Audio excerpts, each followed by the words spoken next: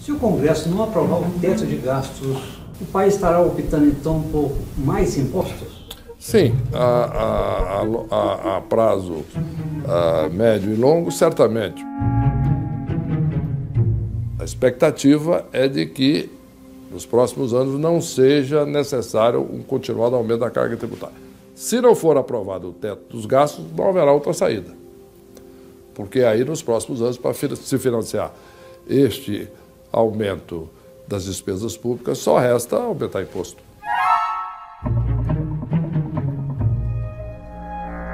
Não pretendemos fazer nenhuma reoneração de folha de pagamento esse ano, porque isso seria extremamente negativo no momento em que a economia começa a se recuperar, e é muito importante que isso seja consolidado e continue e aumente nos próximos meses.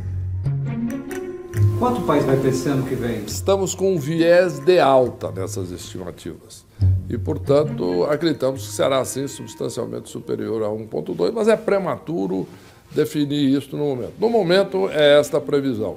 Qual é o nosso crescimento potencial hoje? O crescimento potencial do Brasil hoje é pouco acima de 2% ao ano. É um número muito impreciso para ser calculado, porque isso leva em conta a capacidade produtiva do país e o que o país pode investir e crescer. Isso depende de muitos fatores. Mas, hoje, com os dados que se tem, um pouco acima de 2%. Acreditamos, sim, que é possível aumentar esse potencial nos próximos anos. 170 bilhões de déficit esse ano não é muito, não. Já tem gente dizendo que pode ser mais ainda. 170 bilhões é um déficit muito elevado, não há dúvida.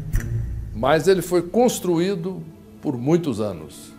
Ele não foi construído em algumas semanas. O que ele foi explicitado agora. O nosso compromisso é em dizer a verdade e fazê-lo com clareza e anunciar metas que sejam cumpridas, investidores. Tá?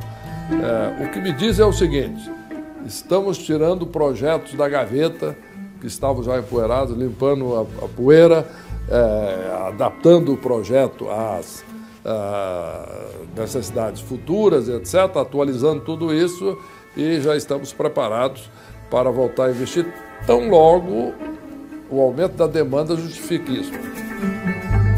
Eu acredito que dizem muitos investidores que pesa sim, e que, portanto, a resolução da questão política, a definição disso, é algo que vai contribuir, na visão de muitos, para uma restauração mais rápida da confiança do investimento e do crescimento.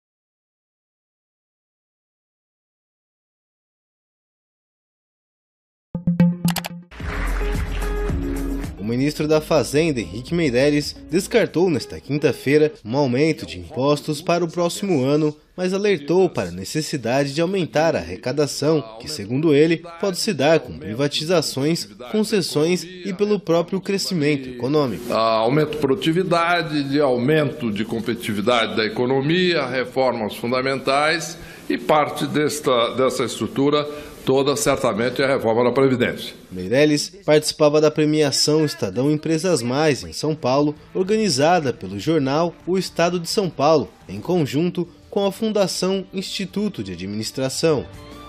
No entanto, o ministro advertiu que existe sim uma necessidade de aumento de arrecadação total e acredita que uma parte dela virá do crescimento do PIB, além de existir a receita das privatizações. A afirmação de Meirelles aconteceu quase de maneira paralela à divulgação por parte da Secretaria da Receita Federal de que a arrecadação de impostos e contribuições caiu 10% em agosto, em relação ao mesmo mês de 2015. Existe uma expectativa, uma antecipação das mudanças.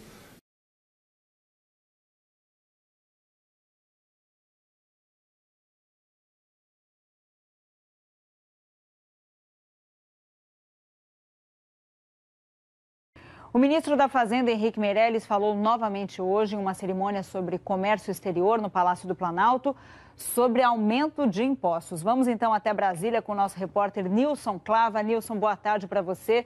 Você tem novidades sobre esse assunto, é? Boa tarde, Elô. Boa tarde a todos. Olha, o ministro da Fazenda voltou a indicar que sim, vai ter aumento de impostos para tentar cobrir aqueles 58 bilhões de reais, que é o valor que falta, né, para que o governo federal consiga atingir a meta fiscal de 139 bilhões de reais de déficit para esse ano. Ele disse que antes de tomar essa decisão da quantia de aumento ou então da quantia de corte de gastos, ele espera outras decisões judiciais, porque essas decisões podem trazer um dinheiro extra, uma receita extra para o governo federal. Essas decisões, por exemplo, ontem o ministro do Supremo Tribunal Federal, Dias Toffoli, decidiu devolver à União uma hidrelétrica que vai, de novo, né, a União vai fazer um leilão para a iniciativa privada e com isso vai receber mais dinheiro que pode ajudar a diminuir esse rombo e essa é a expectativa. Além dessa decisão, o Ministério da Fazenda espera outras 3 decisões do Superior Tribunal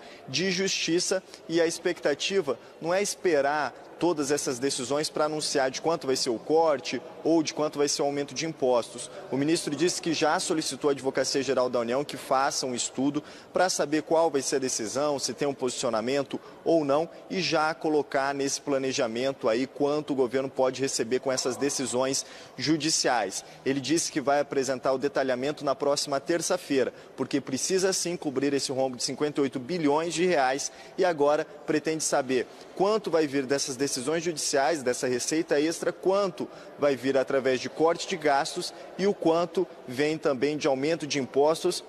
E nos bastidores, Elô, a gente já sabe sim que há uma tratativa sobre aumento de impostos, principalmente com relação a PIS e COFINS. Então a gente está nessa expectativa, porque sabe também, e o próprio ministro Henrique Meirelles admitiu que há uma dificuldade, claro, de aprovar esse tipo de medida no Congresso, mas vai analisar se vai ser necessária ou não, Elô.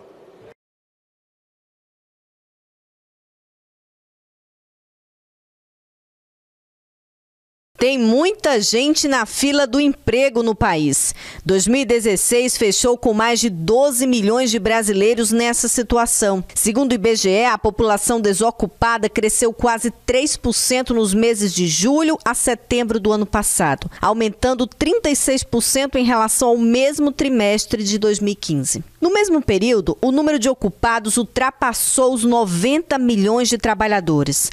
Além disso, cerca de 34 milhões de pessoas ocupadas no setor privado tinham carteira assinada, número que ficou estável no último trimestre de 2016, mas recuando nos 12 meses, com menos quase 4%, ou seja, mais de 1 milhão de pessoas. Um dos motivos que ocasionou isso, o principal talvez, foi realmente a crise econômica, que forçou o desemprego das duas formas. Primeiro, redução das vagas de trabalho, né, ocasionando demissão das pessoas do que antes estavam empregadas. E um segundo ponto que aumentou o desemprego também foi que no cenário de crescimento econômico era possível que algumas pessoas, devido à renda familiar mais confortável, não procurassem emprego, ficassem apenas estudando, etc. Então, com a crise e o encolhimento da renda, essas pessoas passaram a ter também que procurar emprego. Diante da atual crise econômica, aqueles que conseguiram manter seus empregos também temem perder a vaga a qualquer momento. Até porque, segundo a própria população, os custos de vida ficaram mais elevados no país. Ontem eu vi o noticiário, mais de 12 milhões, melhor segurar o meu. Você fica um pouco assustado? Com certeza. Alimentação, aluguel, água, luz. Tem meses que fica difícil cumprir com todas essas obrigações? Fica. Esse mês, então, final de ano, né, que teve festa final de ano, agora, quando já entrou janeiro, vieram as contas tudo junto, cartão, passagem, essas coisas. Foi aperreado. Mesmo com o aumento do desemprego ao longo do ano passado, que bateu recorde da série histórica iniciada em 2012, o rendimento médio real pago aos trabalhadores brasileiros se manteve estável entre 2015 e 2016 e ficou em R$ 2.043. Ainda que o valor seja considerado baixo em relação à inflação, impostos e outros serviços. A gente teve uma queda do rendimento tanto pelo lado da queda do emprego, de oferta de emprego, né? Como a gente também teve um momento crítico da nossa economia, que foi um momento de elevação generalizada de preços, que corroeu a renda das pessoas. Então o rendimento ele caiu da pior forma possível pelos dois lados, pela inflação e pelo aumento do desemprego.